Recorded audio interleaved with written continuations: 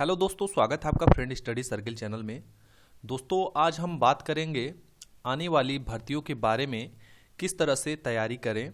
और जो भी नए स्टूडेंट हैं जिन्हें ऐसा लगता है कि अभी इस क्षेत्र में मेरा पहला कदम है, तो किस तरह से प्रिपरेशन करें और क्या गाइडलाइन हो, इस चीज़ के बारे में हम लोग डिस्कशन करेंगे। दोस्तों, ये वीडियो स्पेशली उन स्टूडेंट्स के लिए है जो लोग इस गवर्नमेंट जॉब की तैयारी के लिए पहली बार सोचे हैं या फिर कदम रखे हैं और उन्होंने ये लक्ष्य बनाया है कि मुझे गवर्नमेंट जॉब में सिलेक्शन लेना है किसी भी हालत में। तो दोस्तों, सबसे बड़ी बात कि आप ये मानकर चलिए कि कोई भी वैकेंसी आती है तो आपको हर बार मौका नहीं मिलता है। ऐसा नहीं है कि यदि इस बार कोई मान लीजिए पुलिस की भर्ती आई है या फिर दरोगा की भर्ती आई है तो दोबारा नहीं आएगी। भर्तियां आएंगी, लेकिन आप एलिजिबल होंगे कि नहीं ये निश्चित नहीं है। तो इस वजह से जो आज का टॉपिक है उसी पे ये मेन बात होगा। और मैं दोस्तों ये सारी चीज़ें पर्सनल एक्सपीरियंस पे ही बताने वाला हूँ। और यदि ऐसे बहुत सारे ऐसे भी आसपास में आपके स्टूडेंट्स होंगे जो लगातार कई साल से प्रिपरेशन कर रहे हैं और सफलता नहीं मिल रही है, तो कहीं ना कोई ज़रूर कारण होता है। अब एक चीज़ पे ब्लेम नहीं लगाया जा सकता, या तो उस स्टूडेंट्स के अंदर कमी हो सकती है या फिर उस वैकेंसी के अंदर कुछ लेट होने वाले प्रोसेस, जैसे कि बहुत सारी भर्तियां आ रही हैं जिसमें धांधली हो जाने से हाई कोर्ट चली जा रही हैं, तमाम तरह की दिक्कतें आ रही हैं। लेकिन उन सभी से आपको हट के थोड़ा सा अलग आपको अपने को प्रिपेयर करना है। और किस तरह से प्रिपेयर करना है ये हम लोग टॉपिक वाइज बात करेंगे। सबसे पहली बात ये दिमाग में रखिएगा कि हर बार आपको मौका नहीं मिलेगा।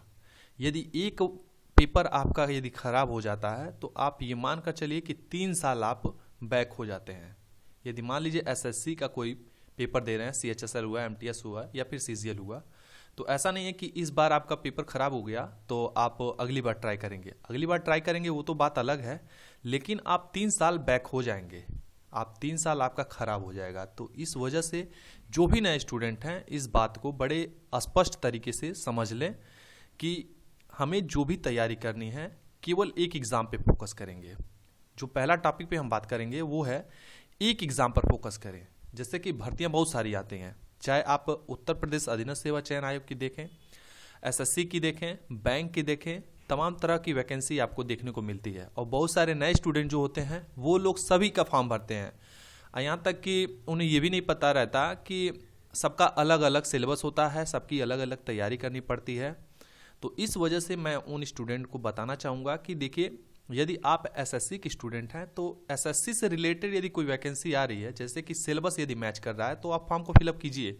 लेकिन ऐसा नहीं है कि आप एसएससी भी भर दीजिए और बैंक का आईबीपीएस का फॉर्म आया तो उसको भी फिलअप कर दीजिए, तो ऐसा नहीं संभव है। आप प्रिपरेशन करेंगे लेकिन आपका जो है एग्ज़ाम क्रैक नहीं होगा।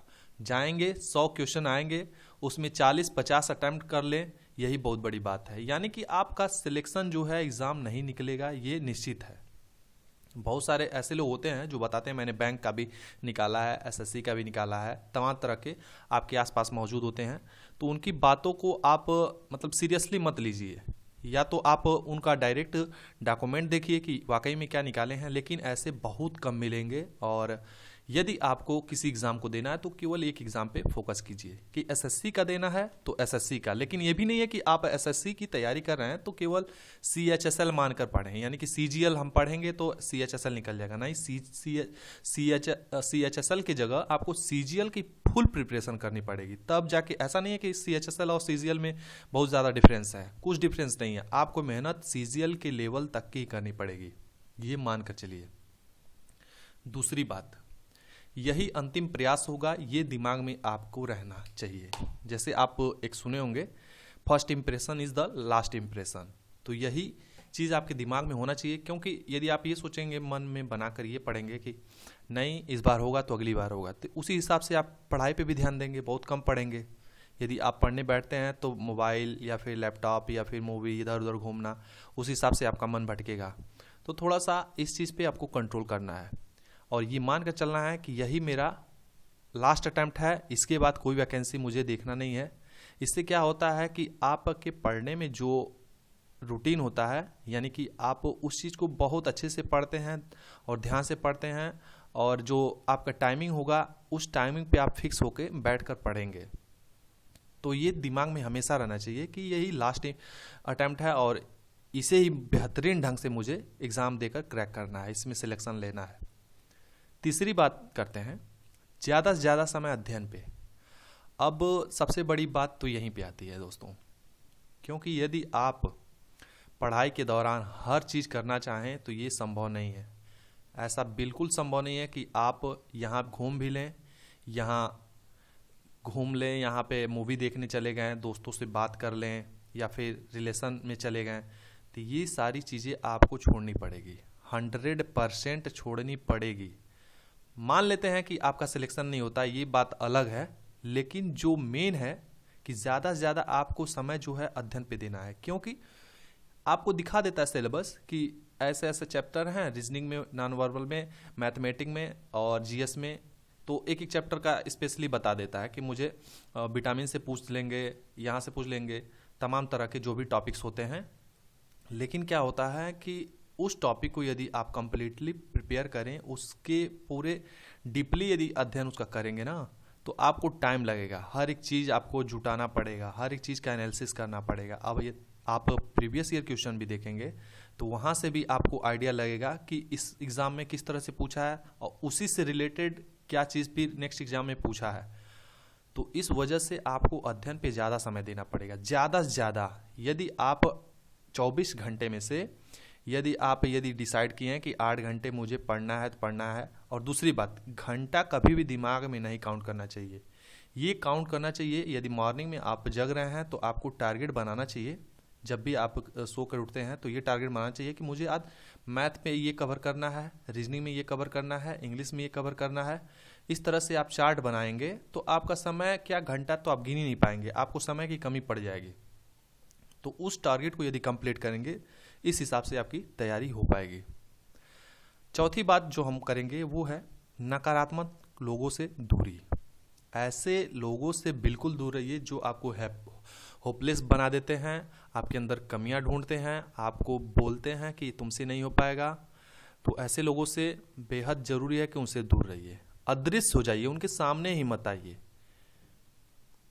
तो इस तरह से आप अपने वनडे की तैयारी कर सकते हैं। और दोस्तों, जो वनडे एग्ज़ाम का है फंडा, वो मेन फंडा ये है कि ऐसा नहीं है कि आप सिलेबस के अनुसार किसी 3 सब्जेक्ट पे फोकस कर लें, एक सब्जेक्ट को छोड़ दें और आपका एग्ज़ाम क्लियर हो जाएगा। ऐसा बिल्कुल नहीं है। कभी कभी क्या होता है, अब तो ऑनलाइन एग्ज़ाम हो गया है, हर एक एग्ज़ाम ऑनलाइन करवाने की व्यवस्था हो गई है। तो क्या होता है कि जैसे मैथ है, रीजनिंग है, जीएस है, इंग्लिश है, किसी शिफ्ट में आपका क्या होता है कि मैथ टफ आ जाता है, किसी शिफ्ट में रीजनिंग टफ आ जाती है, किसी में जीएस टफ आ जाता है। तो ये आप सोचें कि नहीं, मैथ मैं नहीं पढ़ूंगा, केवल 3 subject reasoning, GS, English preparation करके मैथ छोड़ के इसमें कवर कर लूँगा।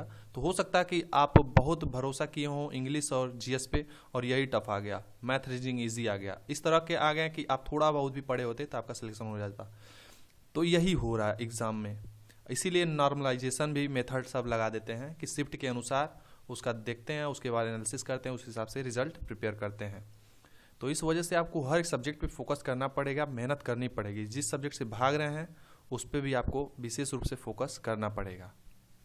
इस बात का आप ध्यान देंगे, और जो भी नए स्टूडेंट हैं इस बात को बिल्कुल ध्यान देंगे, क्योंकि दोस्तों ये बात जान लीजिए कि किसी भी कोचिंग में चले जाइए, विश्व के किसी भी कोचिंग में चले जाइए, वो आपका सिलेक्शन नहीं दे पाएगा जब तक आप अपने मेहनत से नहीं पढ़ेंगे। जब तक आप स्वयं नहीं अपने लगन से पढ़ेंगे तब तक कोई भी संस्था, कोई भी इंस्टीट्यूट आपको सिलेक्शन नहीं दिला सकता। ये बात आप बड़े अच्छे तरह से समझ लीजिए। और दोस्तों, सबसे बड़ी बात एक मैं ये बताना चाहूँगा कि कोई भी एग्ज़ाम होता है, जैसे मान लीजिए आप दरोगा की तैयारी करते हैं, एसएससी की तैयारी करते हैं, तो ऐसा नहीं है कि आप पुलिस की आ गई, यूपी पुलिस कांस्टेबल की भर्ती आ गई तो पुलिस की आप फॉर्म को फिलअप ना करें। आप फॉर्म को फिलअप करें, एग्ज़ाम भी दें, लेकिन आपके ऊपर है कि आप उसे ज्वाइनिंग करेंगे कि नहीं। यदि आपको लगता है कि हाँ मुझे ये ज्वाइनिंग कर लेनी चाहिए, क्योंकि परिस्थितियाँ एक समान नहीं होती हैं, हो सकता है कि उस टाइम आपको वो जॉब ले लेनी चाहिए थी जो आपने ड्रॉप कर दिया। तो इस वजह से यदि आपकी प्रिपरेशन है, यदि नहीं प्रिपरेशन तो बात अलग है, लेकिन यदि प्रिपरेशन है, आपको एग्ज़ाम क्रैक कर सकते हैं, तो आप उस एग्ज़ाम को जरूर दीजिए। कोई भी आज के डेट में सरकारी नौकरी छोटी नहीं है। आप एक चपरासी भी हो जाएंगे तो भी उसकी बहुत बड़ी वैल्यू है। इस बात को आप विशेष रूप से ध्यान दीजिए। और नए स्टूडेंट जो भी होते हैं इस बात को नज़रअंदाज कर देते हैं। सबसे पहले उन सबको ऊपर क्या भूत सवार रहेगा कि मुझे यूपीएससी देना है, यूपीएससी सिविल सर्विस। अभी यूपीएससी सिविल सर्विस के लिए आप यूपीएससी की तरह शुरू से पढ़े हैं कि नहीं, ये तो आप स्वयं ही जानते होंगे, आपका रिजल्ट ही जानता होगा।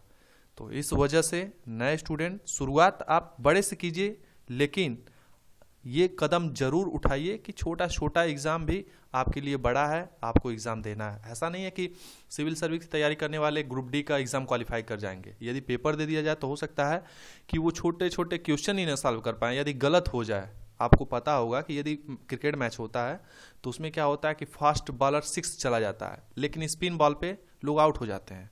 तो यही हाल एग्ज़ाम में है, यही हाल सरकारी जॉब की जो भी वैकेंसी आती है यही हाल है। इजी क्वेश्चन बहुत सारे गलत हो जाते हैं, टफ क्वेश्चन आराम से हो जाते हैं। यदि थोड़ा सा भी पढ़े रहेंगे तो आपको कर ले जाएंगे, लेकिन इजी क्वेश्चन में क्या होता है कि जल्दीबाजी में पूरा क्वेश्चन नहीं पढ़े, देखे विकल्प देखे, ट्रिक किए, आगे बढ़े। लेकिन जब आप आंसर किससे मिलाते हैं तब पता चलता है ओह ये मुझसे गलती हो गई। तो इस वजह से ये सारी बातों को ध्यान दीजिएगा। बाकी कई जो भी स्टूडेंट तैयारी कर रहे हैं वो इस बात से अनजान नहीं होंगे, उन्हें ये बातें भली बात पता होंगे। स्पेशली ये वीडियो केवल उन्हीं स्टूडेंट्स के लिए है जो नए स्टूडेंट होते हैं। हर साल लाखों एस्पिरेंट नए आते हैं और तैयारी के जुनून में अपना 1-2 साल किधर गंवा देते हैं उन्हें पता नहीं चलता। तो इस वजह से first impression is the last impression की तरह ही अपनी तैयारी करें। आज की वीडियो दोस्तों ये समाप्त होती है। कोई क्वेरी हो तो आप कमेंट बॉक्स में पूछ सकते हैं। तब तक के लिए अपना ख्याल रखें, तैयारी करते रहें। Take care, bye bye.